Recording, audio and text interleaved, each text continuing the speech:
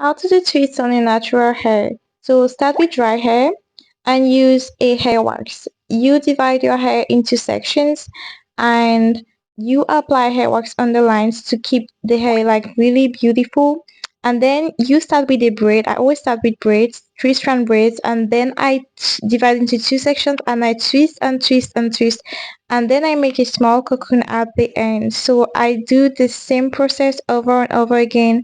I always make sure that I apply this wax for the lines to look like really straight, and really clean and really neat.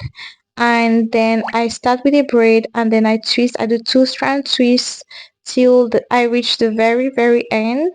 Um, and then I make a little cocoon for the tips of the hair. I do the same process over and over again. So this hairstyle would take me like anywhere between 2 to 3 hours depending on how big the twists are. If I want to go very fast, I make chunky twists. If I have enough time, like 3 to 4 hours, I can do mini twists. I've never tried micro twists because I think it would take so much time, not just to twist the hair, but even to untwist it.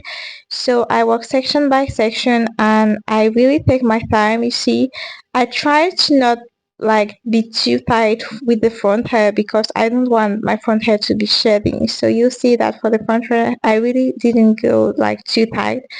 And as you can see, I use a fine tooth comb like to divide the sections to make it neat, you know.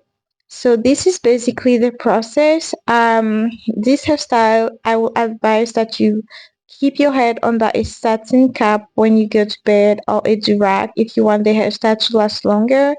And basically that's it. If you enjoyed watching this video, please don't forget to subscribe for more content on hairstyles and hair care, and please check the link in my description. I published a book on how to transition from relaxed hair to natural hair, so check out the link in my description. God bless you. Thank you so much for watching.